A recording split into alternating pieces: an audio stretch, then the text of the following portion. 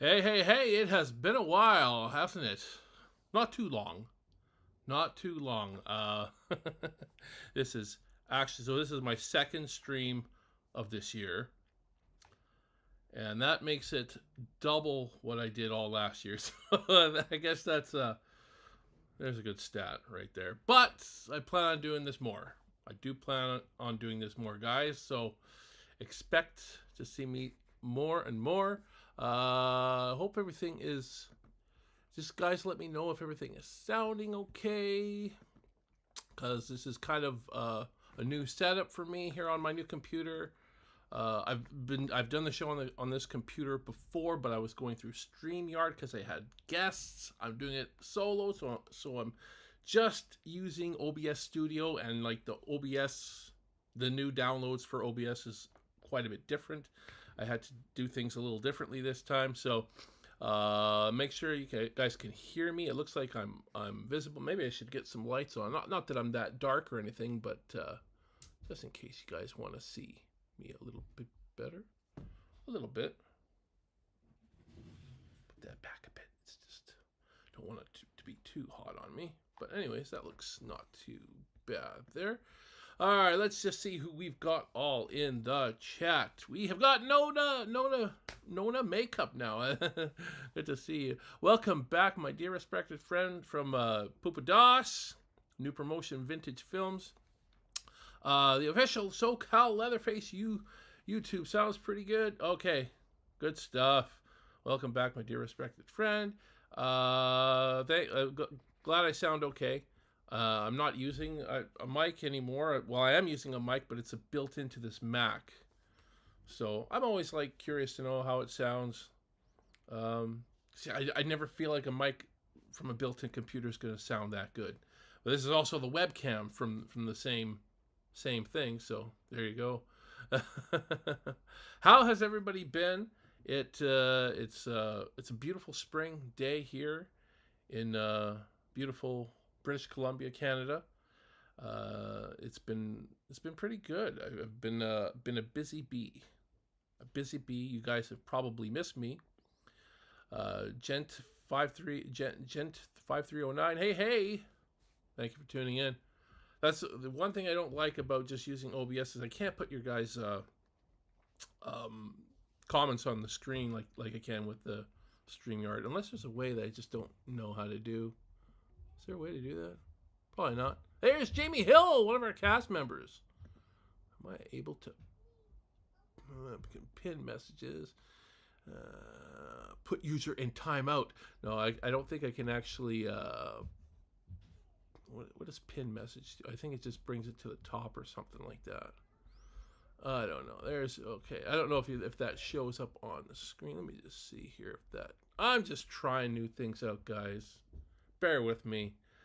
I don't see it going on the screen. It's just kind of looks like it's highlighted it in the chat box more than anything else. It's kind of cool to have it on the screen, but alas, doesn't seem to work that way. Thank you for tuning in, Jamie. Yes, we have actually some pretty exciting news regarding the film. We'll get to that in just a bit. I do think I have some of my shout out. Oh, I don't have those anymore. But shout out to them anyways. I haven't downloaded them to OBS. But shout out to Michelle Blasky. I do have her third channel poster on here for the third channel. If you guys haven't seen the third channel on YouTube, I was an associate producer on that movie. Another very, very low budget fan film for an unofficial sequel to Halloween 3. So if you guys want to check that out, give it a watch. She also has her Miss 44 art for sale on I think Rumble, something like that. It's been a while, and I don't have those on this computer, unfortunately, not yet. I have to transfer them all over from my old computer to this one. And again, also shout out to Michelle Apollonia from Breathless Beauties. Again, I don't have her images on here either, but she sells very cool horror-themed dolls out of Syracuse, New York. Very, very awesome, very cool stuff. If you've watched my channel for any length of time, you would have seen that stuff by now. I was promoting her stuff pretty early on while doing the show. So there you go. Go support and get some great stuff and check out some cool movies. And actually, we're going to talk about a fan film a little bit today as well, but we'll get to that a little later. That'll be kind of the last thing we do. Let's make sure I'm not missing any important comments. No, doesn't look like I've missed anything too.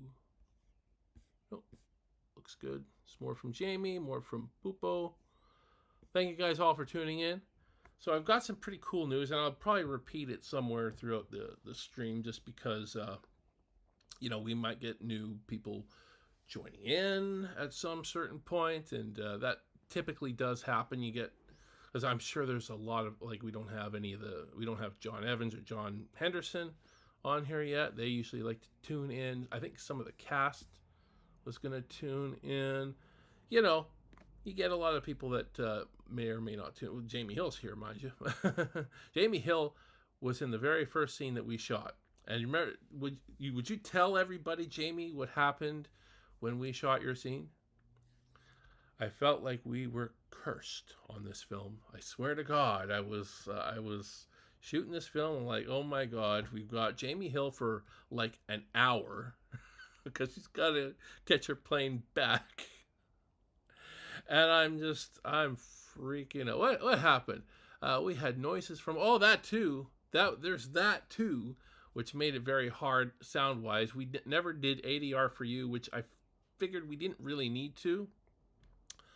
There was like maybe one or two of your lines that were stepped on a little bit, but we made it work. I did do ADR for the other lady though, for Tammy, for that scene, and it blends together pretty well.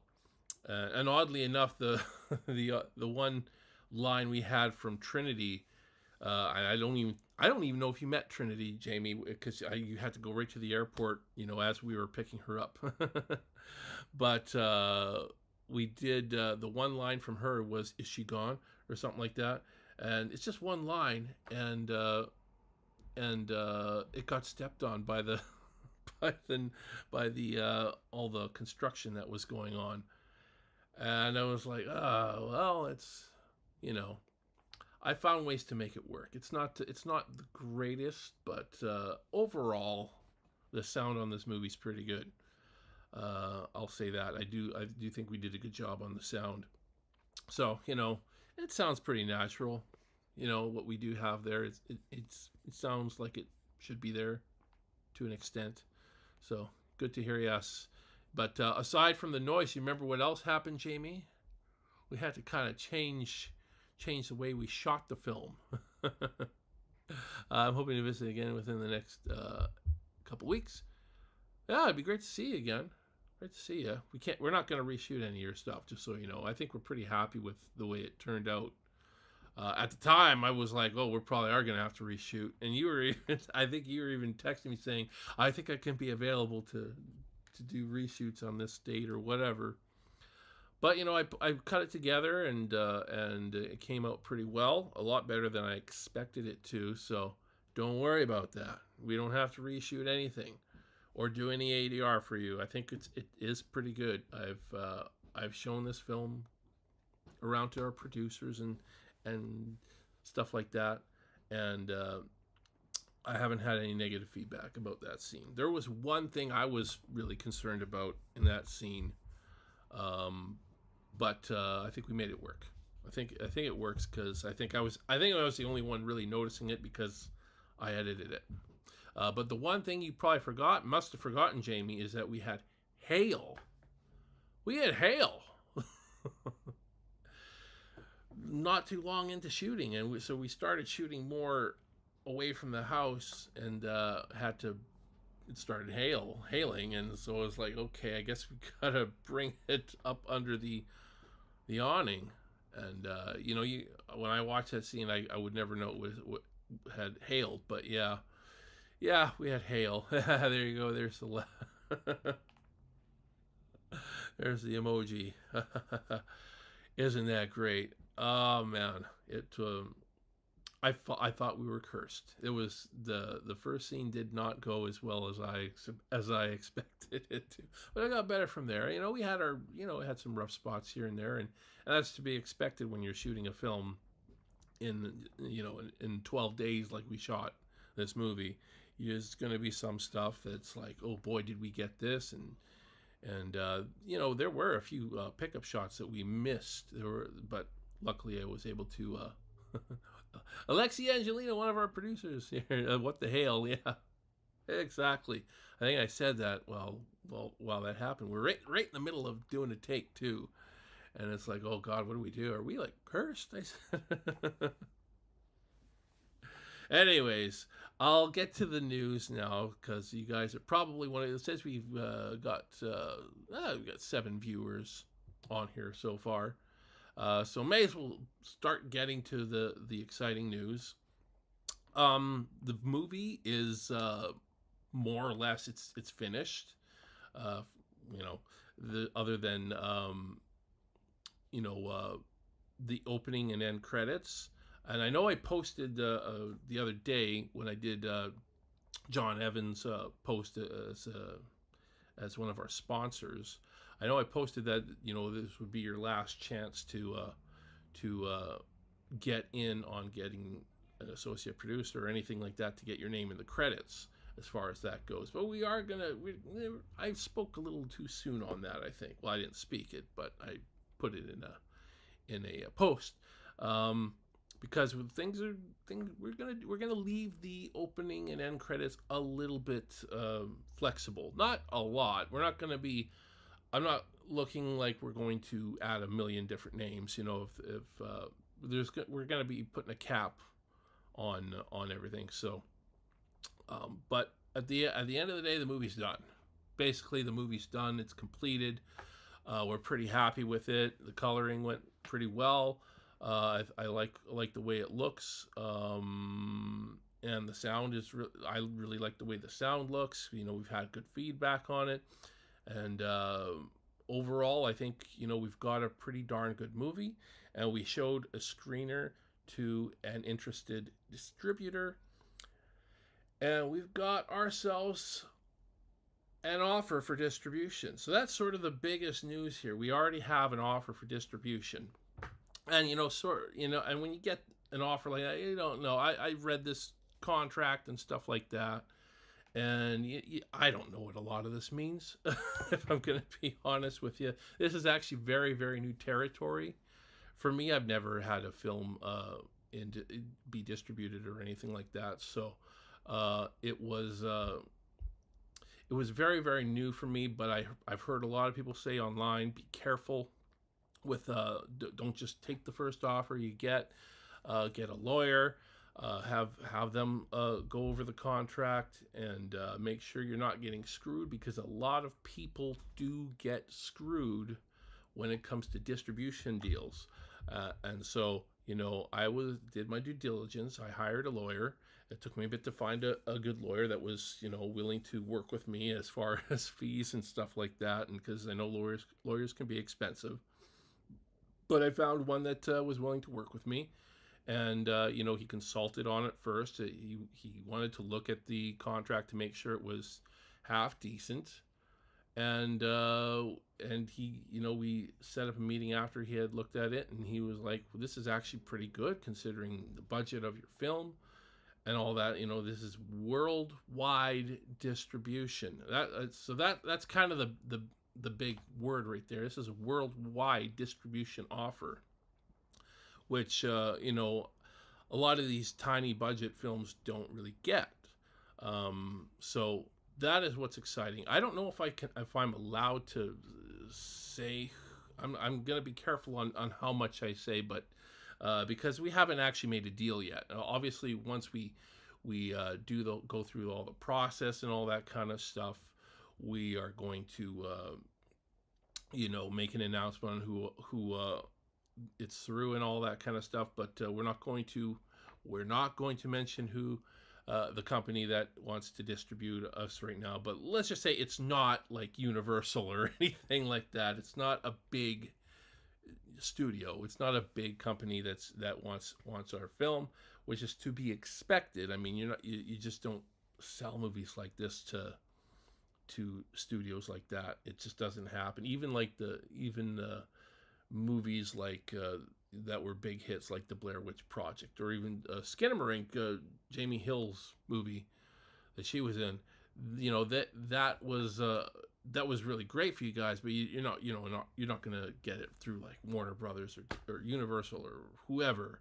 You're not gonna get your distribution through companies like that. But I mean, it was still really good, right? They still made good money, and they're hits, they're hit films, and so these big companies aren't necessarily always gonna be the big answer for that sort of thing. So, anyways, yes, Alexi is one person who has seen the movie. Movie looks great. Has seen a screener of it. Obviously, the opening and end credits are subject to a little bit of change, but now it's more or less there. So there you go. There you go. BV is great. Movie looks great. Be careful about distribution deals. Make the most out of it. Yes, I know. I've hired the lawyer, so we'll just say that, and he's going to redline it for us. Now, with that being said, when you get a movie distributed, and I've heard this a little bit, but again, this is new territory for me. I've never had a movie distributed. The Sawyer Massacre was straight to YouTube, and I didn't have to go through all this stuff. So what happens when you get a movie distribution is there are costs. And I've already spent, I don't know the exact amount, but I spent a lot more on this movie than we raised on Indiegogo, which, is fine. We still did great raising money on Indiegogo, but I think we made this, I added up the expenses. It's around $45,000 Canadian is what has been spent on this movie to this point. And again, we're going to have distribution costs as well as, and this goes for stuff like errors and omissions insurance. That's a very common one. And it's expensive insurance. It's nowhere near as cheap as the insurance that we got for our production insurance. So, our lawyer, our attorney was just, making me aware of all these costs and, giving me an idea on how much it's going to cost. So I imagine it's going to cost me around $10,000 American, probably. Could be a little less, could be a little more. I don't know. But as we can crowdfund for all parts of filmmaking. Jamie's read my mind already. I was happy just leaving the campaign open that we have right now, because it's it's done well. It's in demand. We don't have to close it anytime soon, and we're not going to close. I'm just going to leave it open, but I'm going to adjust the perks a little bit, and we're going to start a finishing funds campaign that's going to be strictly towards getting this movie out to distribution. And again, it is a finished film. I want you guys to all keep that in mind. The movie is finished, and we've gotten this distribution offer based solely on them seeing it, on them seeing a screener. They liked it enough when they saw the screener, and were willing to make the offer that they have. So, does that mean the offer won't be the one we take? I don't know. We have an offer. I think there's a good chance we'll take this offer. I think. But never say never. But we have that offer on the table, and we want to get ourselves prepared to deliver the film. Essentially, that's what it's called, delivering the film. So getting our E&O insurance, getting things like MPAA ratings. So obviously, I don't know all that entails with that, but I guess there's a cost behind that.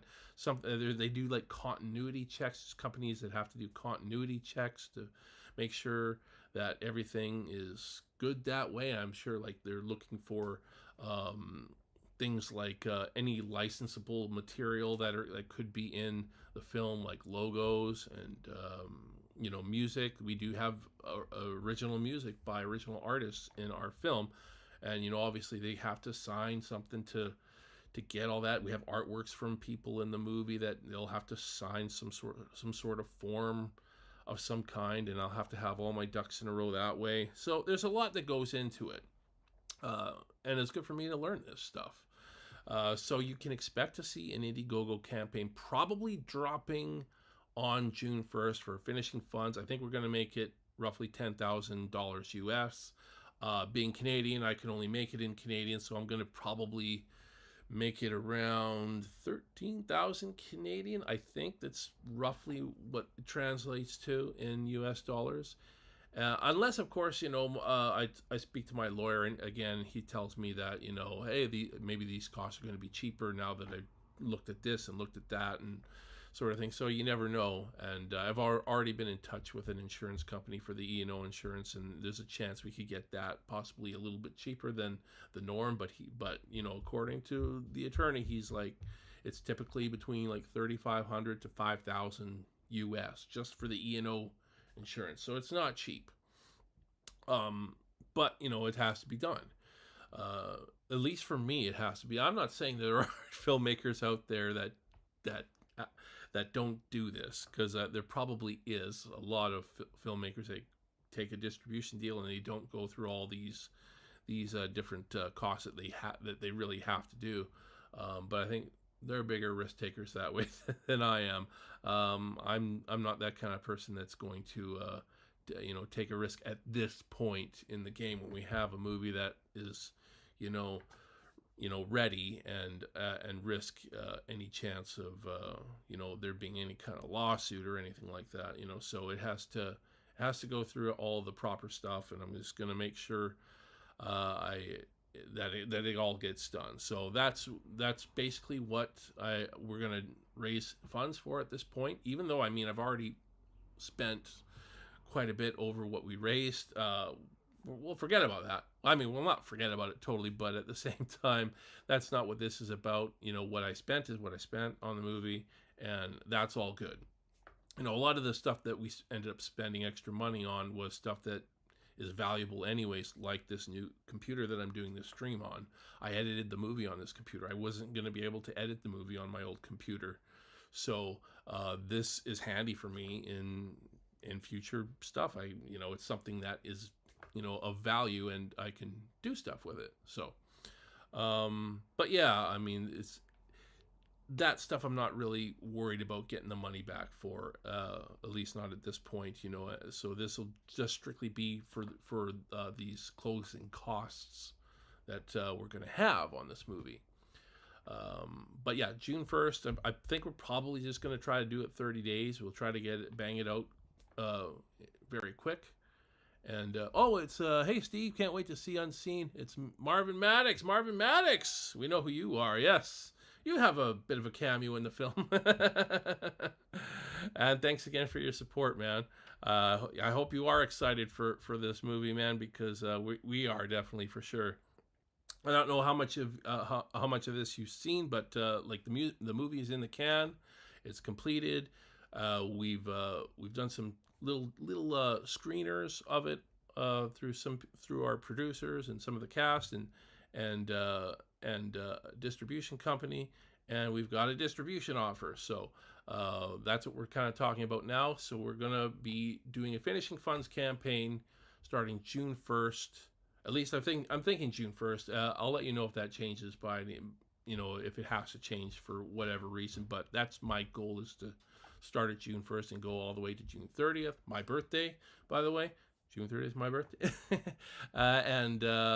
Just do a 30-day campaign and just try to raise these final closing costs to make this movie finished and complete. Well, it's finished already, but get it out there into the worldwide distribution.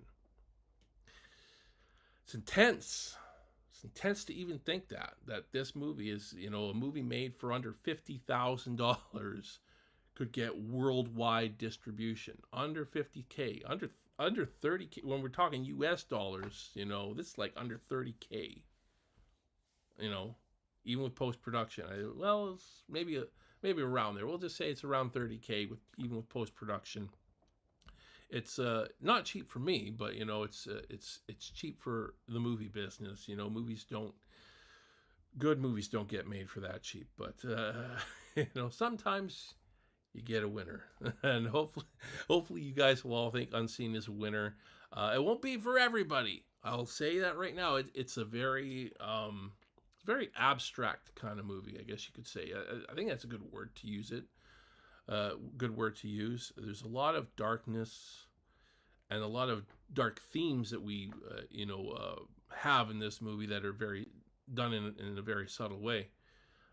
So you know, if you want to have everything kind of laid out for you, this movie might not be for you. But if you like the idea of setup and payoff and a little bit of ambiguity, I think you'll like this movie. I think you will. Looking forward to this all this next month. Yes, thank you, Jamie Hill, who is in the movie, playing our protagonist's mother, by the way. And that's all we'll say about the character at this point. This is a very tough movie to not spoil. I'll just say that. There's a bunch of times that I've had to catch myself, make sure I'm not saying something I shouldn't be saying, you know. But yeah, anywho, guys, that is the deal with that. Tell everybody that you know to check it out. You can go check out our current campaign. I'll even share a link for you if I have it up here. I think I do. I have the link here. I'll share it in the chat. Copy. Okay, that should work. Let's see here. There is the link for you right there. Yes, BEAUTIES, new promotion, vintage films under 50K and still to get worldwide distribution deal is a huge achievement. Keeping fingers crossed. Yes, I met, like when I saw the contract, that was the one thing that kind of caught my eyes, worldwide. And I should also mention this too. It does state in the contract, I think this is okay to say, that there is the potential for theatrical release. I do have to watch what I say a little bit because, but I think, again, it's potential, right? It doesn't say that it's going to be in theaters, but and it doesn't say those words exactly either, but, but it does mention that there could be some theatrical release of some sort, and that would be pretty awesome. But, there's a lot of stuff in there that, I don't know a lot about. Again, I'm not a lawyer, so this is why I hired one, to make sure that all this is good stuff. And it's like, yeah, this is great stuff, but you got some costs ahead of you. So gearing up for another Indiegogo campaign. But the good thing about all this, though, guys, it means you're probably going to see me a lot more, which I should be on here doing this stuff anyways. But, obviously, for obvious reasons with the movie, trying to get it ready and try to cross this finish line with it, I've basically handled post-production more or less myself. Obviously, I've done some consulting, and I had a colorist do the color, but I did the editing, and I did the sound design all myself. I composed all the music myself. It was a lot of work. Anybody who thinks that's all easy, well, depends on, I guess that depends on what level you're going for. And I'm trying to make this movie look as cinematic as possible. And not even just that stuff, all the pickup shots I did after principal photography ended. There's a lot of pickup shots. I think even some of our pickup shots may have ended up in the teaser trailer, maybe or maybe not. I'm not sure, or maybe I hadn't done the pickup shots before I even cut that. I did cut that teaser pretty early, but yeah, we're going to be showing a lot more pretty soon. We're going to be dropping lots of cool stuff with this film over the next month and a half. and probably and beyond, you know. And if the campaign goes in demand, great. If it doesn't, you know, it won't be the end of the world. We're still going to make sure that we still that we can afford, that we can do all these costs. These costs will be taken care of, no matter what. Well, I'm just trying to, you know, I'm trying to spend too much money that I don't necessarily have in abundance, kind of thing. Just because it is expensive, you know. So if you still want to be a part of this movie in a bigger way, you know, that's why we're going to do that. So, anyways, I think that's enough about that. That is exciting news. I'll maybe mention it again a little later on in a more summarized version, I guess you would say. So I'm not talking about this for, you know, half an hour. But anyways, let's move on to the next topic of discussion, shall we? All right. So I started this channel as a Texas Chain Saw Massacre, because I was doing my Texas Chain Saw Massacre fan film, as most of you probably know. And if you haven't seen the Sawyer Massacre, please do that. Go check it out. It's on YouTube. It's on my channel, so just go check it out. I'm sure most of you guys have all seen it. That was another really low budget film. We had a little bit more money on that film than we did on this, but you know, they're all pretty close to the same. I guess the thing with the Sawyer Massacre though is I didn't dip into my own funds to get it made. Whereas this one, you know, we had you know, we had some sacrifices to make, that's for sure. And you know, we'll have more sacrifices to make, but you know, we'll try to do a good finishing funds campaign to get that going. But anyways, I started this channel as a Texas Chain Saw Massacre channel, and I've been wanting to share news with you all about any kind of new Texas Chain Saw Massacre stuff. There hasn't been a lot over the last several years, I guess. Now, I mean, the last movie came out, like official Texas Chain Saw Massacre movie came out in 2022, same year as the Sawyer Massacre. We were later, obviously. It actually came, the Netflix Texas Chain Saw Massacre came out like a couple weeks before we started filming the Sawyer Massacre, 2 or 3 weeks, something like that. I know I watched it before I went down to Texas. So yeah, anyways. So I watched it, and I think I talked about it on this channel to some degree. Anywho, I think I had somebody on the channel with me that I'd rather not talk about right now. Anyways, a person I'd rather not talk about. But anyways, we saw the movie. It's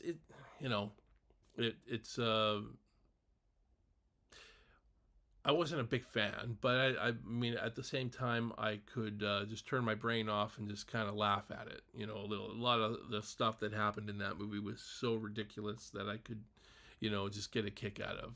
So it's kind of turn your brain off and laugh at what's going on and cheer for Leatherface in that kind of movie. But did it feel like the original in any way? No, not whatsoever. Which is, I guess, kind of to be expected at this point. I don't think studios really understand how to do a Texas Chain Saw Massacre film. So, you know, it's been film after film after film, and probably the closest we really got was that 2003 remake. And I've talked about that film on this channel several times. There are things I really like about it, and there's other things I really don't like about it. So, I mean, it's a very polarizing film for me, because it's like, man, this was so awesome, but this was so, you know. Anywho, I digress. Well, but it was probably the best one that's really come out. You know, I know that some of these films have their fans. It's not for me. And you know, I think that the 2022 one wasn't the worst of them, but far from the best. But anywho, so I mean, there's been there's been no news really for quite a while, and even with what I'm about to share with you guys, This came out probably about a month or so ago, by the way. If you guys saw it, let me know. But I will share what came out. This is just the headline. New Texas Chainsaw Massacre movie in the works. Here's the latest rumor. For whatever reason, this won't let me scroll, but I'll just kind of read some of this here to you. It's now been 2 years since Netflix premiered Texas Chainsaw Massacre. Texas Chainsaw Massacre, a legacy sequel. I believe it's 2025, so has it not been 3 years? When was this actually typed up? When was this actually typed? Oh, maybe this is the wrong one, but I could have sworn. Okay, this actually might be the wrong. Let me read this though. I'm kind of curious because I have not seen this. It's now been 2 years since Netflix premiered Texas Chainsaw Massacre, a legacy sequel to Tobe Hooper's horror classic that arrived on February 18th, 2022. What's next for the franchise, you may be wondering? Well, fresh rumors have begun to swirl. According to a report from Geek Vibes Nation, which cites movie insider Daniel RPK as its source, a new movie is tentatively titled Texas Chainsaw Legacy is in the way. Yeah, this is not the same one I was looking at. Well, let me see if I can find it here, guys. My apologies, I have the wrong.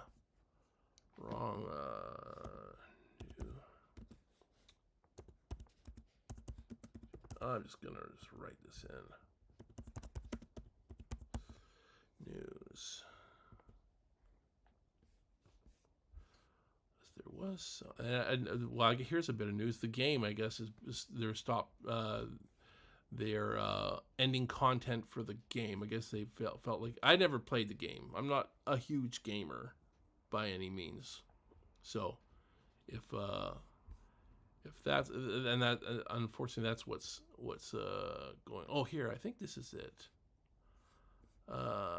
Texas Chainsaw Massacre franchise. Yeah, this is March 21st, 2025. So this makes more sense. Maybe revving up for new installments soon. Oh yeah, I put the wrong headline in there, guys. Sorry about that. Here's what it says. It's now been 3 years since Netflix premiered Texas Chainsaw Massacre, a legacy. Does it sound exactly the same as what it said?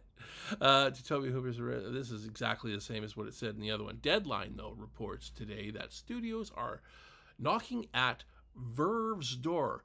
Who the heck is Verve?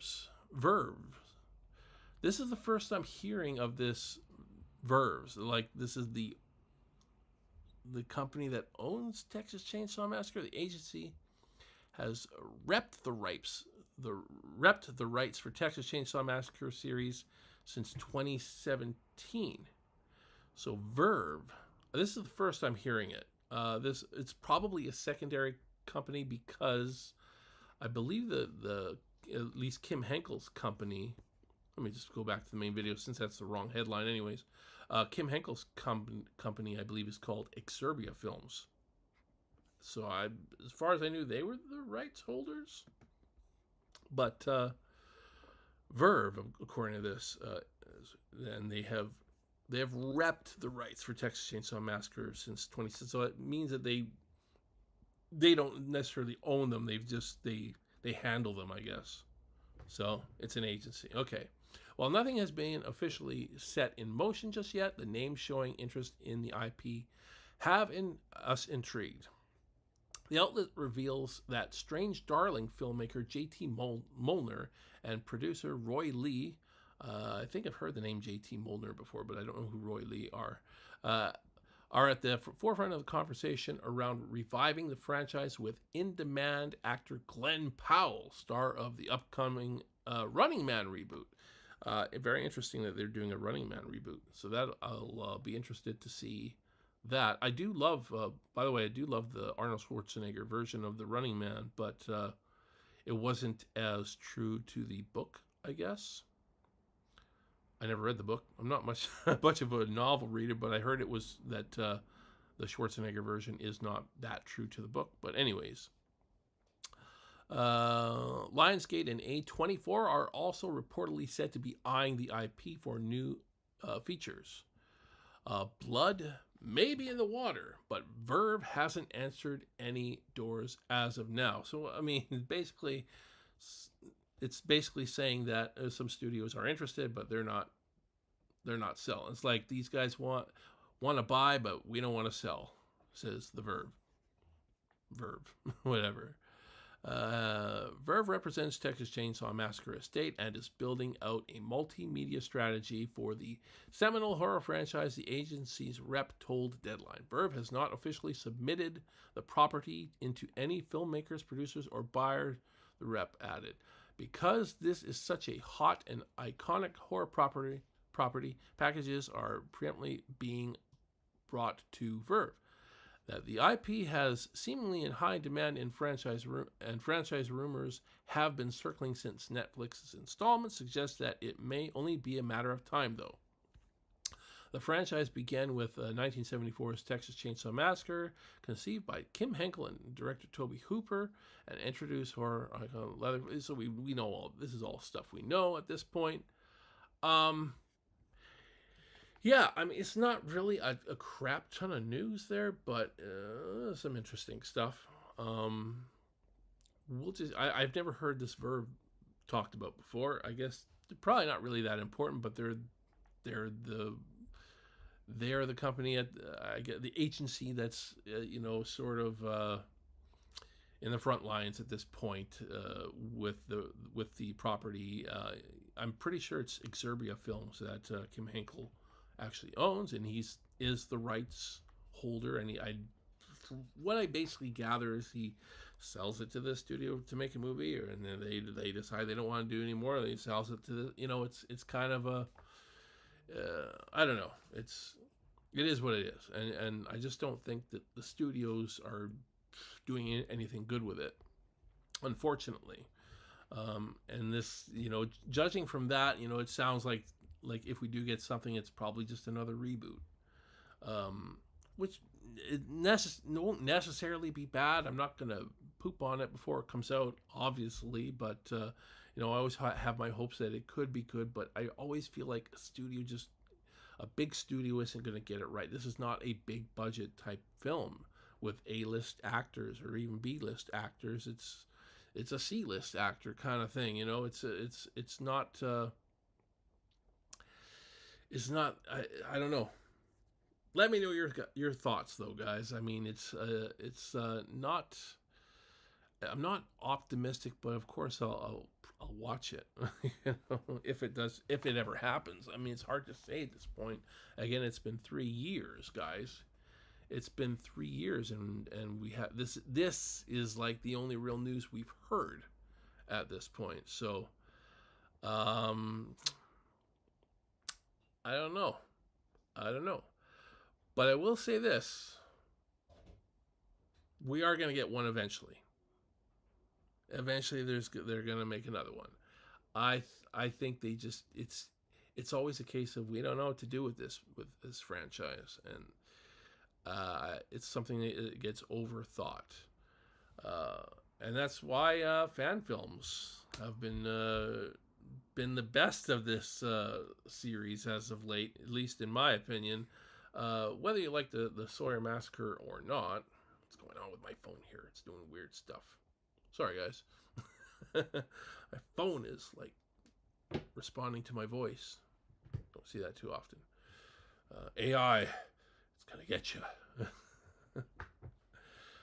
Maybe they'll create an AI Leatherface to.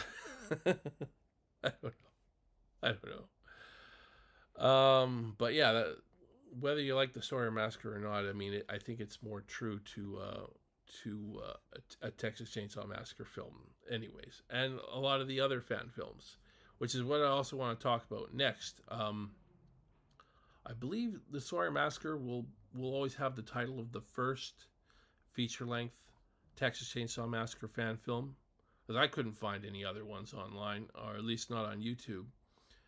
But there is a new kid in town. Actually, it's not even that new anymore, but I just discovered it not too long ago. When was this released here? Has anybody else in the chat seen the new fan film? It's called The Texas Slaughter Family. Texas Chain Saw Massacre fan film, full movie, 2024. This was released November 2nd in 2024. I'm going to share the link for you guys in the description. You guys should watch this movie. I watched it recently, and I'm going to share my thoughts about it. There's the link for you guys. Go check it out if you haven't. It's got a lot of views, so obviously people have seen it. But I just saw it the other day, and I gotta say, this to me proves why studios shouldn't make the movies. This movie is so much better than what the studios are putting out, and at a fraction of the budget. I don't know what the budget was on this movie. It looked like it had to have at least some kind of a budget. But I bet it. But you know what? I bet it didn't have. It probably had less than the SAWYER massacre did. Probably did. And I'm just saying that because I never saw any Indiegogo campaign for it.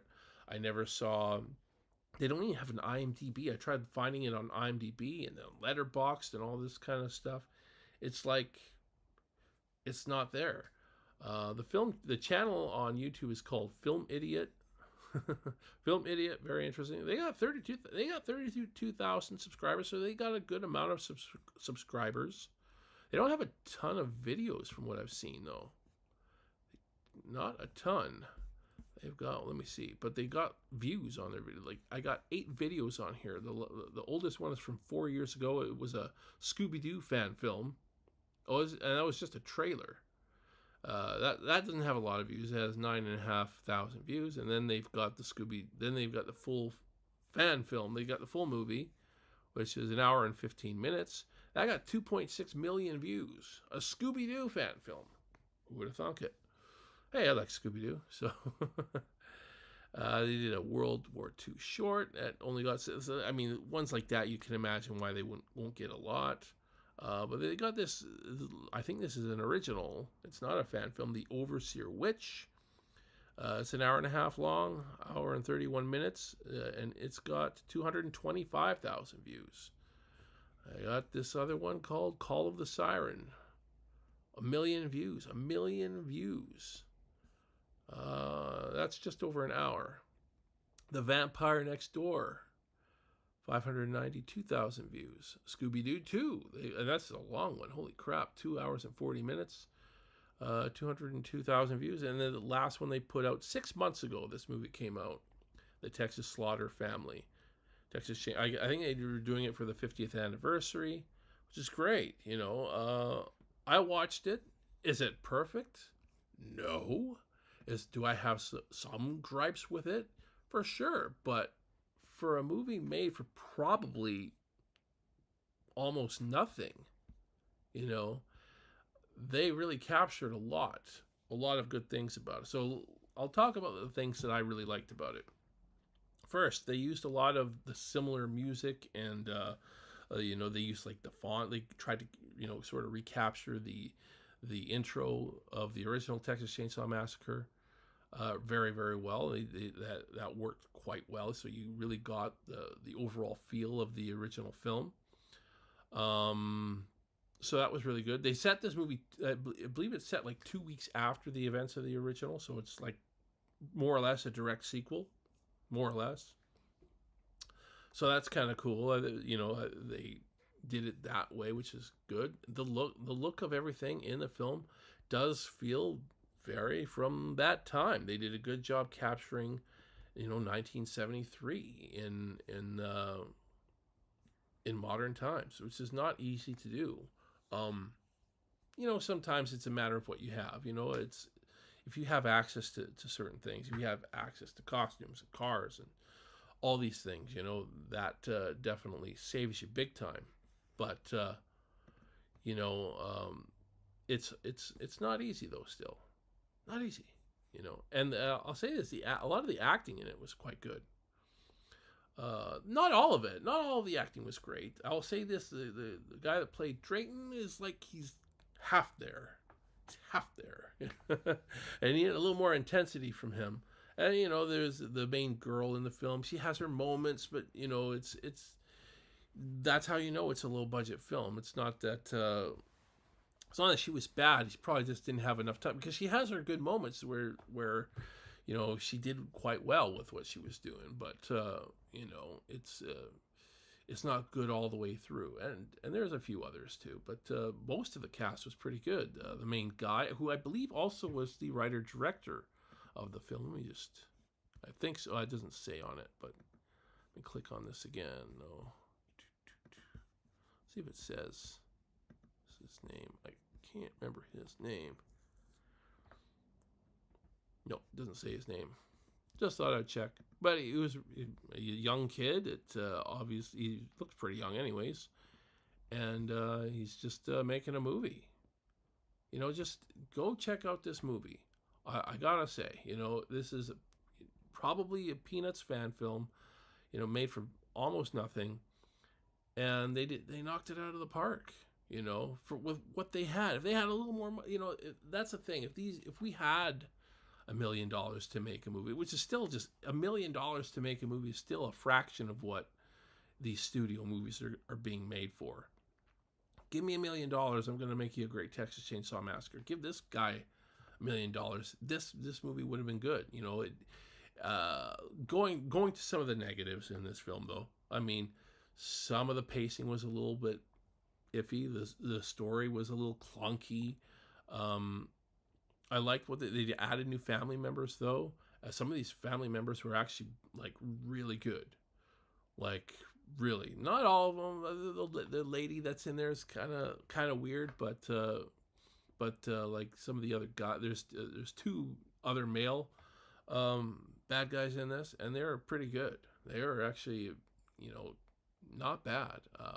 One of them was actually quite creepy. I'll say that, but very sleep. Kind of what I was going for Rex, actually, in SAWYER Massacre. Again, William Instone did great, but he didn't have the look I was going for. This guy has kind of the look I was going for, more so. But anyways, it was just really, yeah, it was really good for the most part. Like I said, a little bit of the acting could have been better. A little bit clunky pacing wise. I don't know. I do really still like First Roundup Rolling Grill. But this one's pretty close. I think story wise and just pacing and everything, First Roundup Rolling Grill might be a little better. And I guess another one of these, and these are like nitpicks. I'm nitpicking at this tiny low budget fan film, and these are the kinds of things I would pick at a studio film too. The Leatherface masks were, looked like cheap knockoffs of the original masks, the Pretty Woman face and the Killing mask. They didn't have the old lady mask in this at all. At least I didn't see. I don't remember seeing it. But anyways, they didn't look. If you are going to try to replicate those masks, I would say just make sure you replicate them well. Make sure they are the best quality, best looking ones that they have. It's usually the hair. The hair bothers me when they don't get the hair right on those masks. It just throws them off. But can't be perfect. So I mean, that's a pretty small gripe to have. One other little gripe I feel I have to mention, though, and this is not the movie itself. This is giving credit where credit is due. One thing they did not give credit to is Kim Henkel did not get credit as a creator of this movie. They mentioned Tobe Hooper. They say, like, what do they say exactly? After the opening scroll, it's through all this. Where were those credits? It says, like, based on characters created by Tobe Hooper. I don't know where it says that now. It's somewhere. Turn that off. Thought I would have said it there. Maybe it's before that.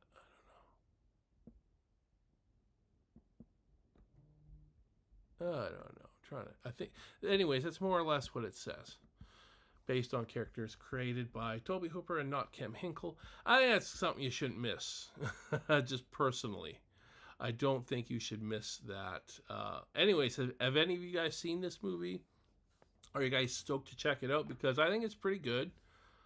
I will say also the color seems a little off. I think they're trying to capture the color from the original, but there's something a little bit more. It's kind of almost bluish. It's got a bluish undertone that I'm not a huge fan of. Yeah. Oh, here's where the credits are. Let me just watch this and see exactly what it says. Music by Ross Tregenza. I don't know if that's somebody who does royalty-free music, but I'll say this: if this guy did all the music and was the idea was to capture what the original did, yeah, based on the story and characters by Toby Hooper, it says there.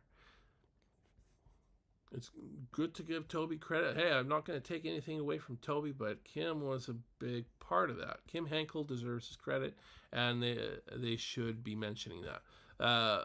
So that's a gripe about that, but it's it's not a gripe about the film itself. So it's a good film. It's overall a pretty good film. Anyways, have any of you guys seen it? Are you guys excited to watch it? Let me know what you think. I actually really liked it. Again, there's going to be positives and negatives. No movie's perfect. Even the most perfect movie in the world, I'm gonna still be able to nitpick here and there a little bit. Anything that's art is going to be subjective. I just personally think things like the Leatherface masks, they could have been better. I like that they're going for the original rather than say the remake or something like that, or one of the other films. But I say either go totally your own style, or if you're going for the original, capture it. Capture as perfectly as you can. That's just my opinion on that, But again, a no-budget film probably. I don't know. I can't see what the budget is because it's not on IMDb or anything like that anywhere. But I'm pretty sure this was not made for $30-40 million or anything like that. Pretty sure. So, yeah. Overall, pretty good film. Go check it out.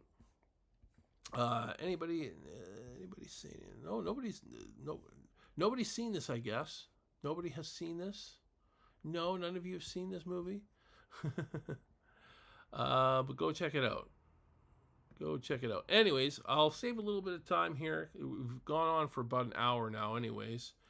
We got a new Nerd King Productions. What's up, everyone? Hey, Nerd King Productions. Thank you for tuning in. I will save some time for Q&A if you guys have any questions for me. Once again, Unseen has a distribution offer on the table. We have an offer. We haven't accepted it yet, and we've notified them, hey, we got to go through all the different processes and all that kind of stuff. But we have an offer on the table, and it's a worldwide distribution offer for a movie, for a 5-figure movie. Let's just put it that way. This is a 5-figure movie, not a 7 or 8 figure, not even a 6-figure movie. This is a 5-figure movie. New promotion visits feels, will we get a sequel of SAWYER Massacre? I don't know. Probably not from me, because it's tough. It's tough. I would like to be like an executive producer on a SAWYER Massacre sequel. If anybody wanted to do that, I would be honored to serve as some sort of executive producer, or even a producer or something like that, and give my feedback and tell I would tell them what I would do if I was to do a sequel. But it's not in my interest right now to do a sequel to the SAWYER Massacre. It's I like the film, you know, but it was never. I never intended this to have a sequel. I've always thought, you know, maybe you could do a sequel. There's room in there. There's an 8-year gap between the Sawyer Massacre and the original, so and there's questions to be answered. You know, do we want to necessarily answer everything? Again, the mystique of these movies kind of makes them what they are. So it's hard to say. Definitely, I don't have plans to make a Sawyer Massacre sequel. Not saying I won't. I will never say never, but it's not in the cards at this point. I am already thinking about what my next film is going to be after Unseen. But you know, this is making these films at this level, anyways, is a long process. You know, I've been working on Unseen basically ever since the Sawyer Massacre came out, and that was, you know, 3 years ago. You know, so it's almost 3 years ago, anyways. So basically, you know, once I released Sawyer Massacre, I started kind of focusing on Unseen a little, at least a little bit. You know, obviously at the beginning, you know, we're trying to get a lot of good views on YouTube and stuff like that, and that's great. We got a good amount of views. I know it got flagged, and we'd probably be well over a couple million views by now if we didn't get flagged on YouTube, but we did, and it is what it is. And I've made my peace with that. Views aren't everything. People can watch it if they still want to, but they have to be logged in to an 18 plus account on YouTube, and that's just all there is to it. You know, maybe I'll re-release it one day, and you know, it won't get flagged. I don't know, but I mean, I think it's fair to say we would have had a lot. We would have. I mean, these other ones are making quite a lot of views. I mean, this new one released 6 months ago has over 200. How many views does it have? Why doesn't it say here? 190. Only 197 comments. We have a lot more comments. Almost 300,000 views though. Almost 300,000 views. 197 comments. We have like 700 comments on the Sawyer Massacre. So that's pretty something like that. Anyways, I haven't checked it in a while.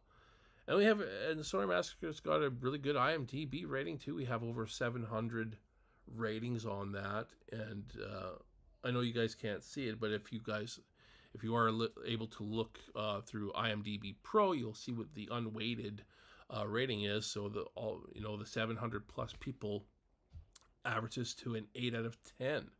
So I think that's pretty wow. When you see it on IMDb, it's only like a 6.3 out of 10, but yeah, that's really good for a low budget indie film, you know, to have an IMDb rating like that. So that's really awesome.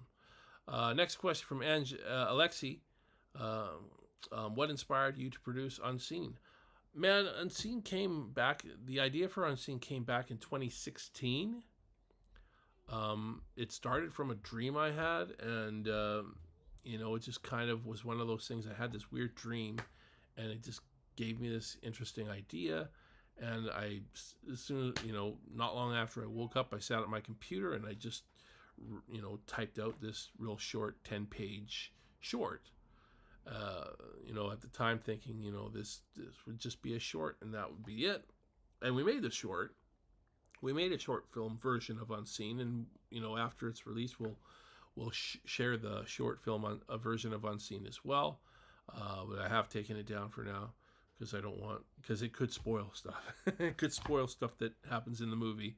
But you know, I did that, and we actually submitted that short into some festivals, and it actually did quite well in festivals. It did win a couple of awards. You know, for a no budget short. We made the short for under $1,000, and which, you know, maybe that sounds like a lot to people, but it's not. 1,000 Canadian, by the way.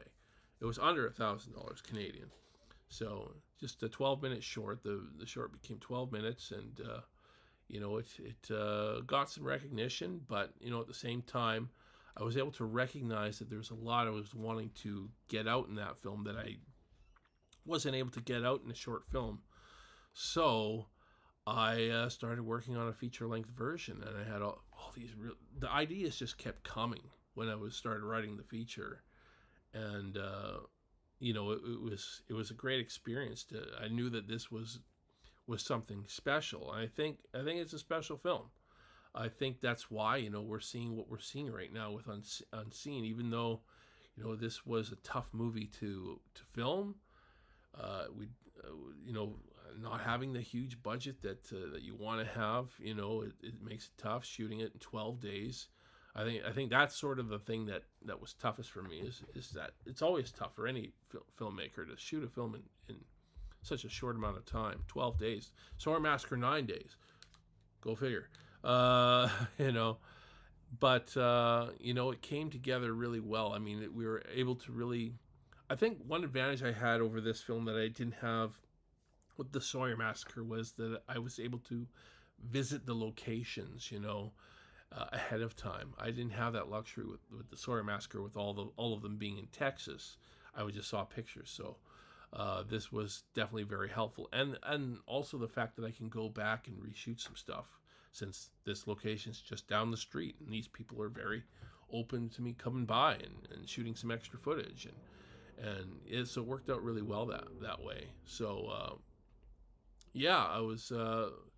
It's just I think, though, a lot of as far as inspiration goes, a lot of things that have happened in my life tend to be inspirational. Not nothing like too over the top, but certain relationships I've had, like that spark certain things. People that have got certain mental illnesses and stuff like that, and you kind of you kind of think about that, and you observe that a little bit, and that kind of gets observed a little bit in this film, and so on and so forth. It's just a lot of different things kind of inspired me with Unseen. So yeah, we're just seeing that kind of play out. Pupuda says, when are you planning to release Unseen? Do you have a release plan in your mind? Well, ultimately, Pupuda, that is going to be on the distributor more than anything else. And I've heard that this is very, very common, that even after we've sold the film to the distributor, that you still won't know. They won't tell you what exactly they're doing and all that. So I mean, I don't know. We're planning to do some sort of test screening, if we can. NDAs would have to be signed and all that kind of stuff. So we're probably gonna set something up as far as that goes. But yeah, I mean, it's as far as actually releasing the film goes, I don't know. That's something I wish I could answer, and I have a lot of people asking me that too. When are you going to release the film? I'm not going to be the one releasing the film. It's going to be a company releasing it, unless, of course, all the offers somehow, whatever offers we get, go off the table, and I have to just kind of do it through some sort of self distribution, which I'd rather not. But I've heard some people had good luck with that, but I'm not. That's not the plan. That's not the plan. Worldwide distribution is the plan, and I'm not a worldwide distributor, so I don't have that kind of reach. So we want this movie seen more than anything else. We want people to see Unseen, if that makes sense. So thanks for the question, but man, it's I wish I could answer it. I wish I could say, hey, it's coming out in 6 months from now, or it's coming out 2 months from now, because we have a finished film. We have a movie that's ready. It's just a matter of it going through the proper channels to get released, and not being careful, like you even said earlier, Pupo. It's you got to be careful. Distribution is not a game you want to it's not something you just want to just jump at. Oh, I got an offer, let's do it. It's not that. We got an offer. Our lawyer says it's looking pretty good. We're going to work with this and see how we come out. So that's ultimately what I can say about that. Anyways, guys. I hope you guys will check out the Texas Slaughter family. because I think that's a great fan film. So if you've seen it, let me know if you've seen it. If once you have seen it, if hopefully this live stream will inspire you to watch it. I have a lot of good stuff to say about it. Again, there's a few minor gripes, but you know, at the end of the day, I felt like, you know, watching this movie, man, I felt like just like us, if we had a few more dollars to make a solid movie with, then we would have made it would have been great, you know. I get why studios do what they do with Texas Chainsaw Massacre, you know, having big names in it and making it look very, very polished and all that stuff. Adding lots of gore, which I don't think is really necessarily the way to go. This movie had some gory parts to it, though. I'll say that. I think one problem, though, a lot of people will have with this one is the chainsaw was not on for most of it. There was definitely several times where I was like, that chainsaw is not on. It's noticeable. I think it was on for a couple of little things, but not that much. But again, with ours, you know, I think our chainsaw was on for at least one shot, but obviously all the sound you hear is dubbed in, and you know, it is what it is. The posters of SAWYER Massacre behind you look awesome. Thanks, man. Thanks. I've left them there. They've been there ever since the movie came out. I think, you know, we've got this guy here, and that's the one I made. I took that picture and everything. That was when I got the first mask from my makeup artist here, who designed that. And then that one up there is the one Joe did. Joe did that poster, and did a great job. I have it signed by some of the cast. Not too many of the cast, but we got a few people. I think William Instone's on there. Scotty's on there for sure. Yeah, and then we got a picture of at the premiere there as well with Alan Danziger from the original. Pretty cool. Anyways, guys, thank you guys all for tuning in. It's been great chatting with you guys again. Expect to see more of me, guys. Expect to see more of me, and we're gonna do this again real soon. We've now doubled. We have doubled the amount of shows that we did all last year. I only did one show all of last year, and it's not gonna happen this year because this is already 2 shows this year. We're gonna try to do more stuff where we have some of the cast on. You know, hopefully we end up hearing more Texas Chainsaw Massacre news, so we can talk more about that. You know, other horror films, so too. If there's other horror films we want to talk about, we'll keep you posted on all that kind of stuff too. But obviously, Texas Chainsaw Massacre is kind of the main one I focus on. But I like Halloween a lot, so I do like to talk about Halloween quite a bit. So if there's any Halloween news I should be looking out for, I know there's been something. I'll have to check that. We might do a chat about Halloween sometime soon. Anywho, that's it for me, guys. It's been great chatting with you. Been great to be back. Hope you guys all have a great weekend.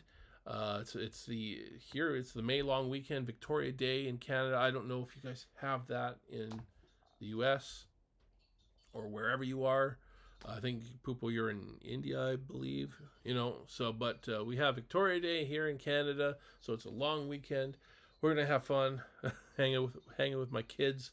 Although my wife is working most of the weekend, but that's okay. Yeah, we'll see you guys next time. I'll keep you guys posted, and look for an Indiegogo campaign for Unseen Finishing Funds campaign to drop June 1st, most likely June 1st. I'll keep you posted on that, but I think June 1st is what we're going to go for. Yeah. So thank you guys all for tuning in. You guys have yourselves an awesome night, and we shall see ya.